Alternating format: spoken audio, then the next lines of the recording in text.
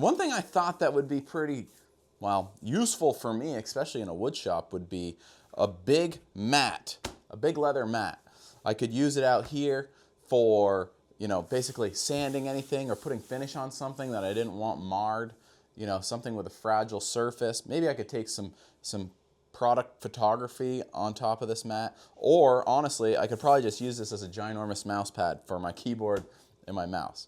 Anyway, I think it's pretty versatile and it's big, and we're gonna stitch all the way around it, because what I'm thinking is I'll do a piece of this hide for the top and a piece of this hide for the bottom, sandwich those things together with glue, and then stitch them.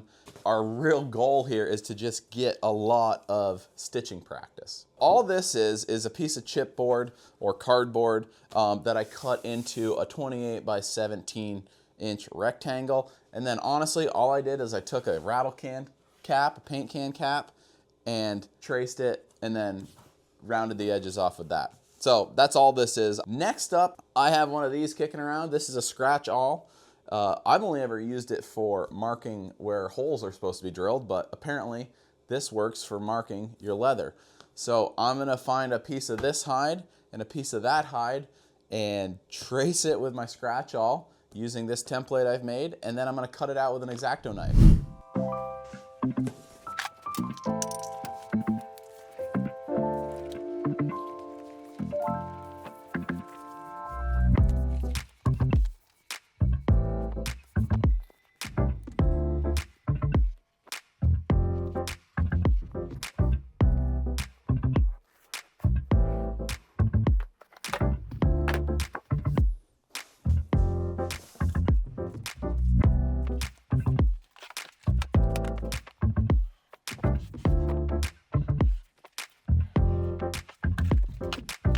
Ooh, wow, that shows up good on this one. Holy moly.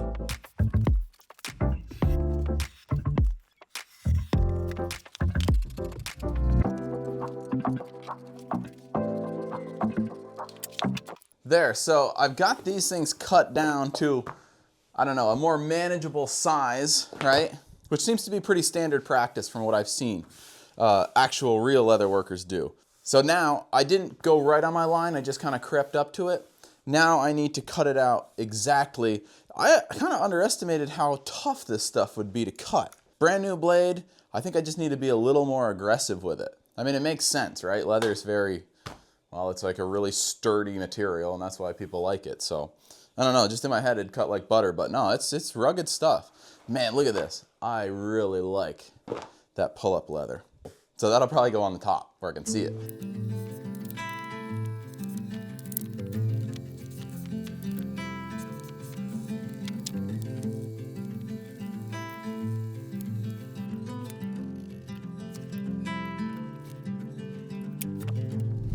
Just like that, we have our two sides. I guess, you know, even just after cutting this, with the blade, with the X-Acto knife, I'm finding that like stronger pressure, slower movement, and just like a confident stroke will just bam, nail it one time. I was kind of tiptoeing around, just really getting after it, but yeah, I think that's what it takes. So just like confident pressure, stroke really helps. So on our next project, I guarantee I'll be better at this. I already felt like this one was easier than the brown one which I did first. So happy with this. Okay, so these guys, that's gonna go like that. That's gonna go on top of it. And then you'll have obviously this on one side and that on the other. Now, I also recognize that these are probably not the same exact shape. I doubt they're gonna match up perfectly, but that's okay because we'll figure out a way to kind of flush trim everything after it's stitched. But next, I need to apply some barges. Well, that's what I chose for glue.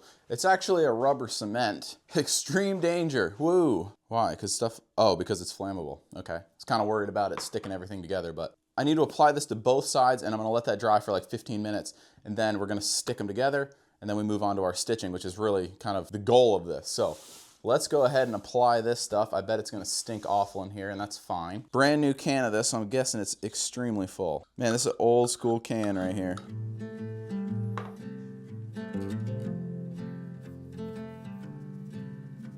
Whew, it stinks, this stuff. So I ended up having to put a couple coats on this brownish one because it seemed to be a little more porous, but everything's dry to the touch. okay, which I think is what we're going for, and it's tacky. So now I need to put these together. I think if you don't press it down, we should be okay as far as like how permanent this stick is, because these are kind of big and probably a little tricky to line up, but I think I might just go for it. Am I right thinking I've got a little bit of... Oh, you know what I could do? I did this with this Formica on my table here. If I put a couple of these spacers in, then it'll kind of... Oh wow, look at that. Ooh. Then I can kind of lay this down without it really sticking, and then I can line this guy up, hopefully.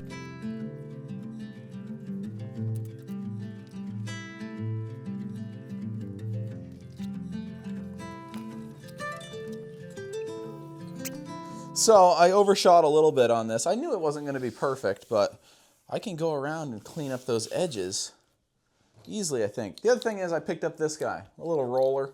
I don't know, 20 bucks or so. Apparently, go from the inside out maybe. Just roller this guy. Get it all to really stick.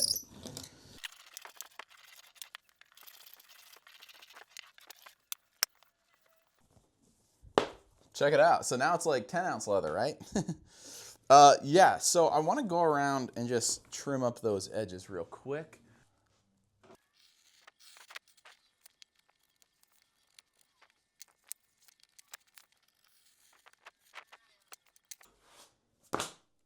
There, so our glue's dry. I bet you could just leave it like this. That glue is so strong. But we're taking it to the next level and we're gonna add some stitching. So in my little hand stitching kit that I got, it came with this little guy. This is kind of a spacer, if you will, which you can run around the outside of your piece, and it gives you a nice even line to stitch on. I'll take you through that process, but this is going to be step one.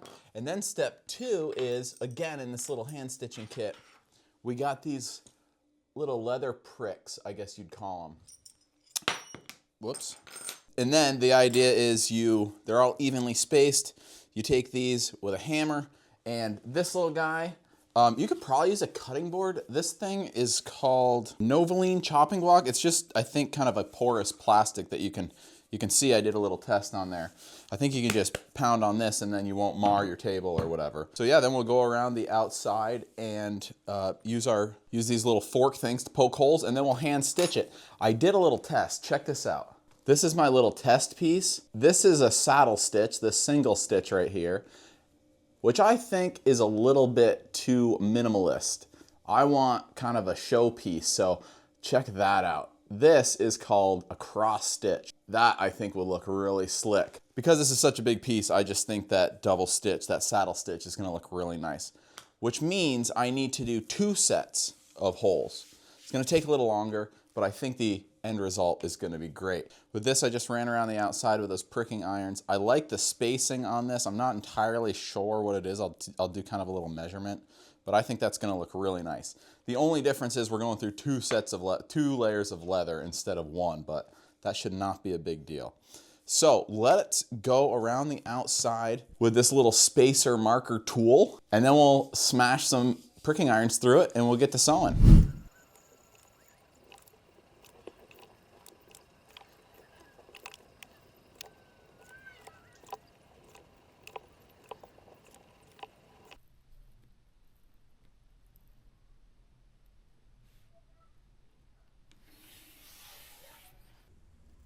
This leather is perfect for marking. Like this pull-up leather seems to just, you can mar it real easily. So those lines show up perfect. It already looks cooler. So let's do the pricking irons. Now, the one thing I'm realizing is obviously because that cross stitch has to have even or parallel holes. You know, you use your big pricking iron to do these big runs, and then you would use maybe the single or the double to work your way around those corners. But we just have to be a little bit careful about going around the corners the inside circumference is smaller than the outside circumference, so we're gonna have to kind of squeeze the holes a little closer together on that inside curve compared to the outside curve. Does that make sense? It'll make sense once it's done. Just keep that in mind, I think, if you're gonna do a cross stitch around like a rounded corner, all right? So, first time for everything, and cross your fingers. I just wonder how hard it's gonna be to get through 2 layers of this stuff. Not hard. That's cool. So you stick your outermost tine in the hole you already did, and then you just walk those tines down the line. I'm just taking a little peek to see if they go all the way through, and yes, they do. So we want to go directly across the street from those guys. My assumption is we work our way from our starting point all the way around until we get back here. So let's do that. This could take a bit.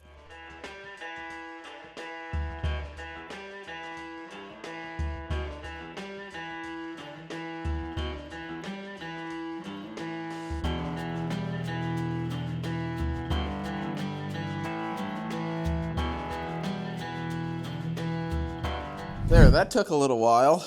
All right, the kit I got came with black and white and a kind of a natural thread, this waxed 0.8 millimeter, I don't know, leather thread. So I ended up buying a little bit of red because I just thought that would look really good with this.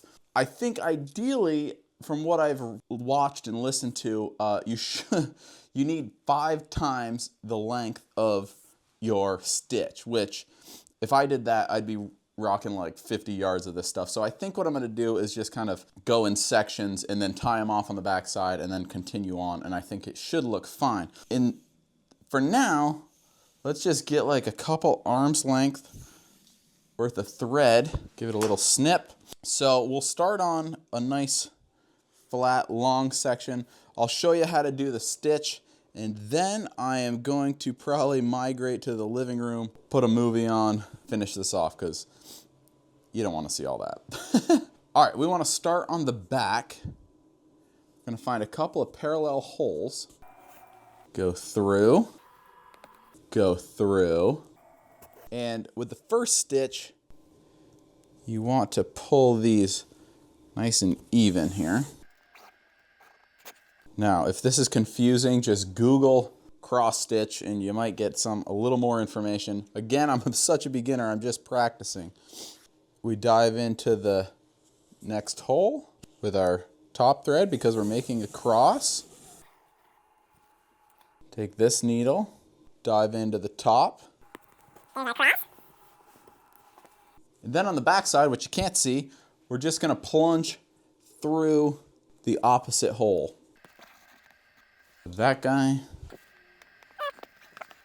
All right, so then we're back to basically where we started. So we're gonna dive into the bottom hole, dive into the top hole, and then what you have is this crisscrossy stitch on the front and just basically parallel bars on the back.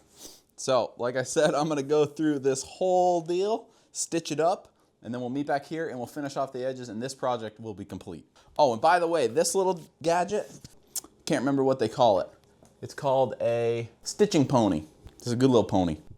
All right, let's do it.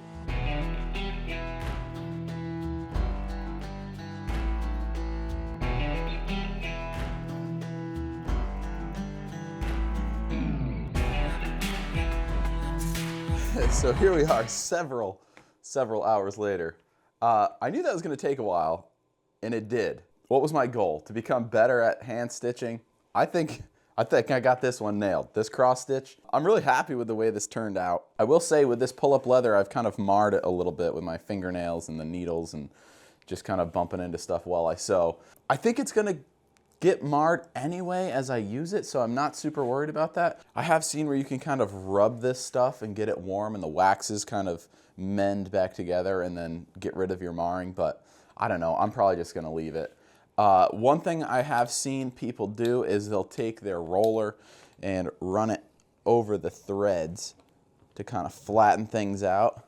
Oh yeah, that works pretty well. So I'm gonna go around the outside and do that to all of these stitches.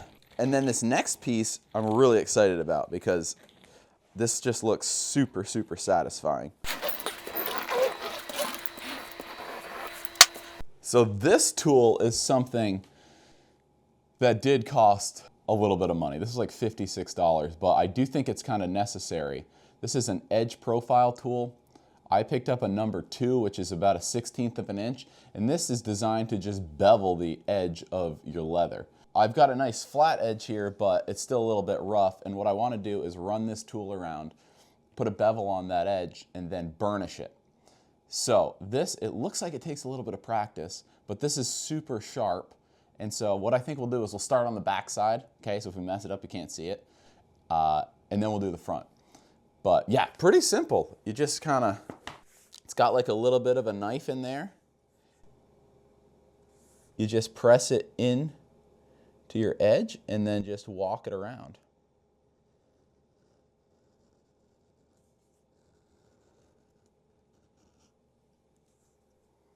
You get these little strips, so let's do that around the whole outside.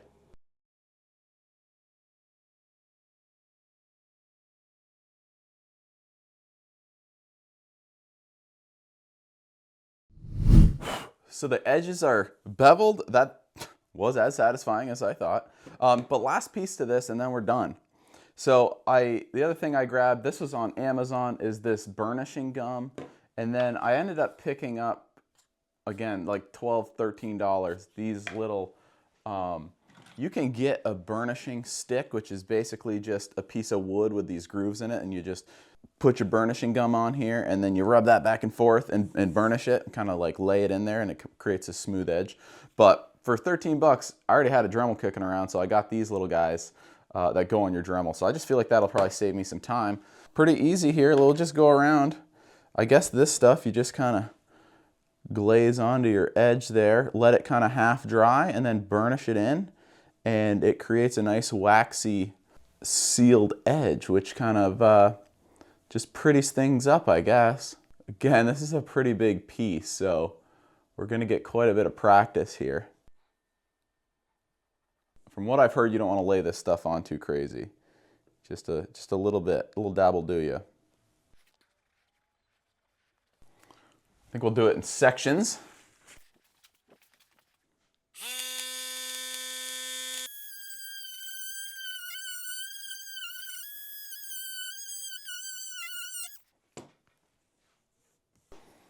That's all there is to it, I guess.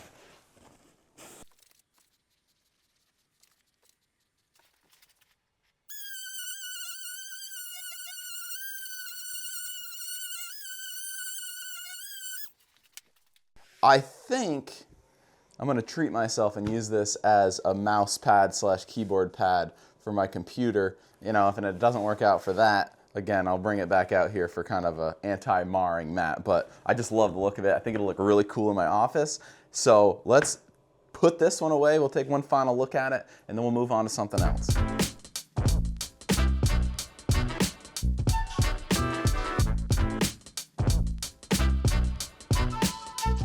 There it is, my big ginormous mouse pad. I've got this display stuff sitting on it because I'm working on these videos right now, but this is gonna go, like I said, live under my keyboard and my mouse, and I'm gonna use it every day and look at it and be like, that was really cool to make. I really love how it came out. If you wanna make a smaller version of it, I'd say just pick a size, round the corners off, and go for it.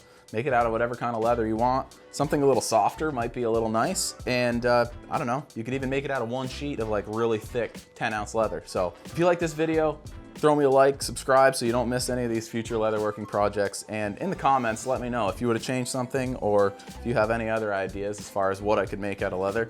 Appreciate the comments, and we'll see you next time.